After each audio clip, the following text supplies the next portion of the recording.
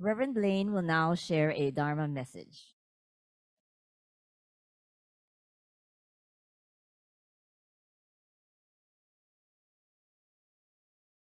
Morning, everybody. Thank you for being here during this busy holiday season. So many spiritual traditions have holy days during winter when the world is darkest. Hanukkah, Christmas, the winter solstice all celebrates light as a symbol of hope and renewal. In Buddhism, we observe Bodhi Day, which commemorates the great enlightenment of Shakyamuni Buddha on December 8th. And we had a really nice Bodhi Day service last week with Chenzing Han. You know, this season is a time to reflect on the intangible gifts of the Spirit and the light that we receive throughout the year.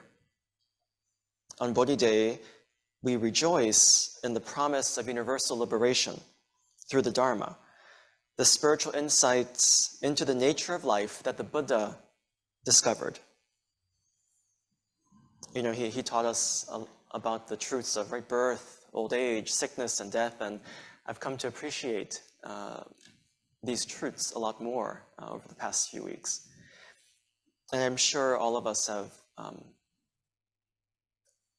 encountered moments in our lives where these truths come to bear, and we're confronted with them, and we have to kind of manage our lives in the face of these truths.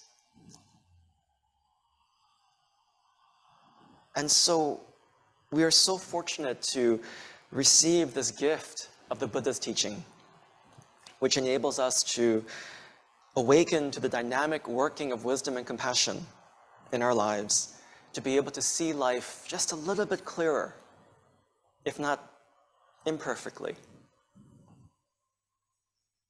And so when we receive these life-giving and life-transforming teachings as a spiritual gift, we naturally share our appreciation, our joy, and our light through our thoughts, through our words, through our actions.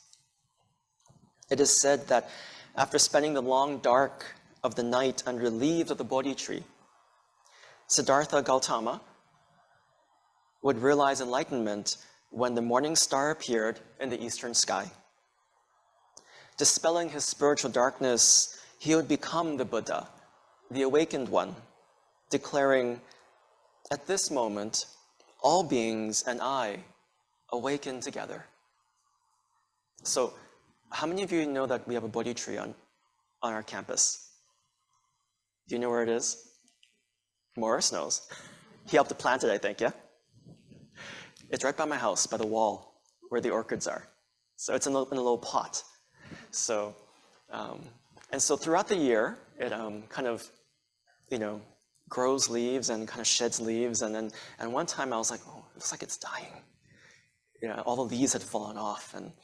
But then, over time, given time, right, and attention and water and sun, and leaves began to sprout again. And so if you take a look when you have a chance, it's a cute little tree that reminds us, right, of the Buddha's enlightenment, reminds us of our connection to the natural world, reminds us that when the Buddha, under the tree, and he was confronted with his own inner demons, his doubt, his fear, his hesitation. And Mara, the Lord of Desire, came to him and said, who are you to attain awakening? Who are you to do this? And he asked Siddhartha, who will witness this? And the Buddha said, and he touched the earth is my witness. And his mind became clear.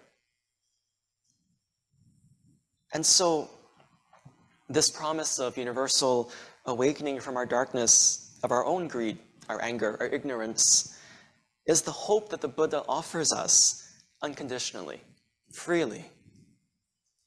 In Shin Buddhism, we understand this promise of spiritual liberation and transformation as the vow of Amida Buddha, embodied in the Nembutsu, in the Tanisho, or the record and lament of divergences, Shinran Shonin shares, but with a foolish being full of blind passions, in this fleeting world, this burning house, all matters, without exception, are empty and false, totally without truth and sincerity. The Nembutsu alone is true and real. Namo Amida Butsu is the fulfilled promise of Amida Buddha that lights our way in the darkness of this world of suffering, this burning house. In the fire sermon, Shakyamuni Buddha famously teaches how everything is burning with the fire of passion, the fire of hatred, the fire of delusion. I declare that it is burning with the fire of birth, decay, death, grief, lamentation, pain, sorrow, and despair. However, through the insight gained from his awakening, the Buddha offers us a way to quench these fires through the cooling light of wisdom, which illuminates our spiritual darkness. And doesn't it seem like we've been dealing with a lot of darkness in the world? That the fires have been hotter and the darkness have been deeper.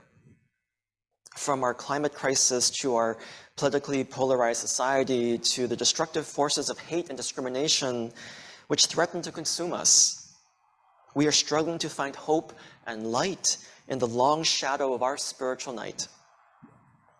My thoughts of loving kindness turn to the victims of the recent mass shooting at an LGBTQI nightclub in Colorado Springs.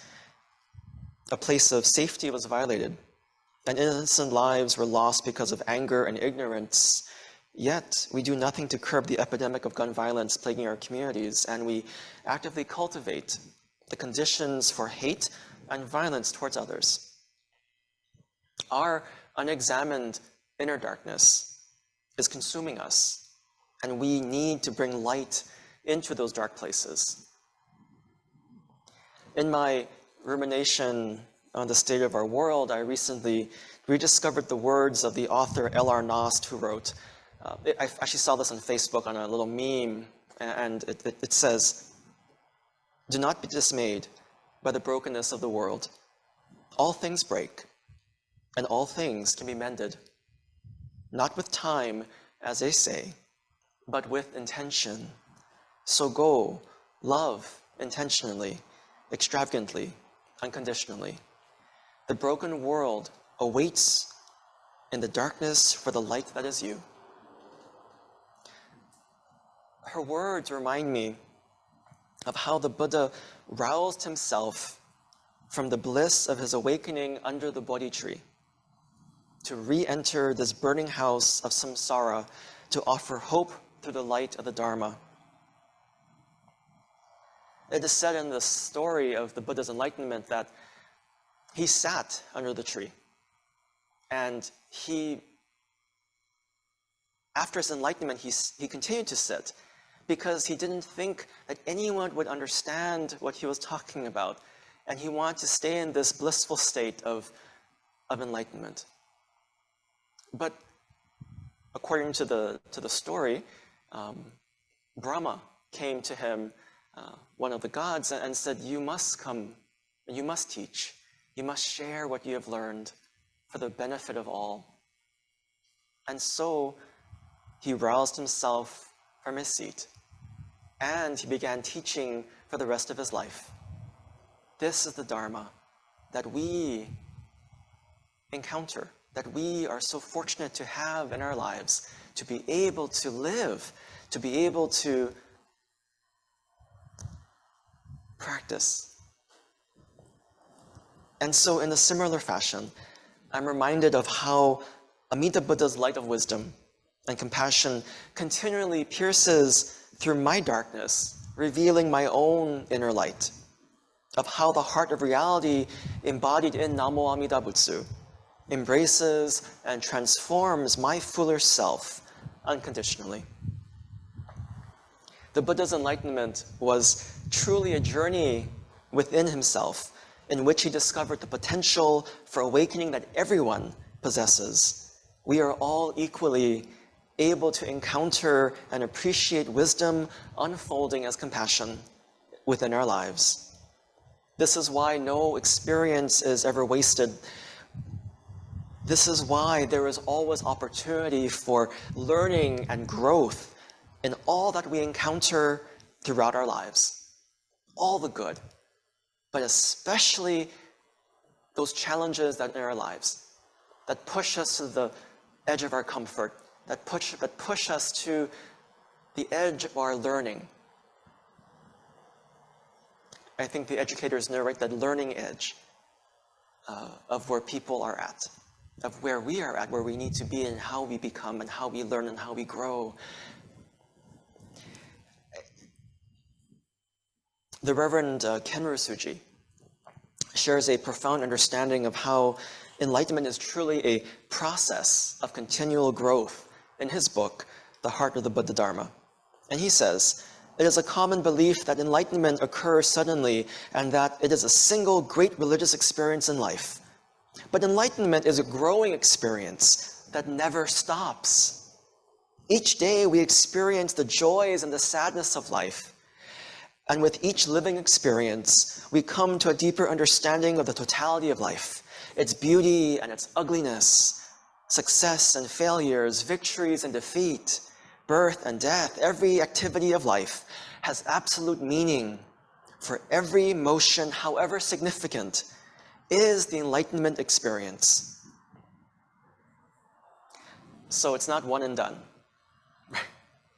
That each of us has moments of awakening every day, every moment. That's the beauty of this path, is that we're continually learning, continually growing, continually changing and evolving.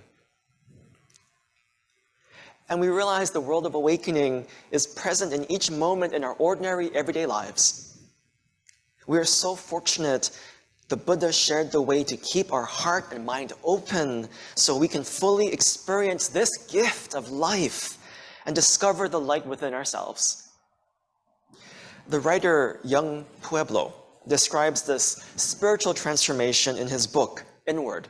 And he says, "The mind is full of shadows, but shadows cannot withstand patience and the perseverance of light. Our minds can become like stars, powerful, united fields of pure light.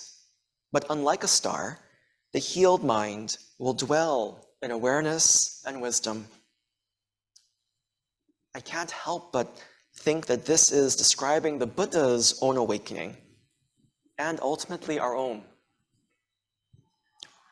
We can mend our brokenness through the practice of the Dharma.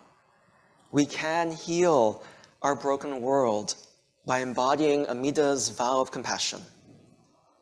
Each of us is the light of the living Nembutsu in this darkened world, carrying the great torch of Namo Amida Butsu in the long night of ignorance, as Shinran teaches.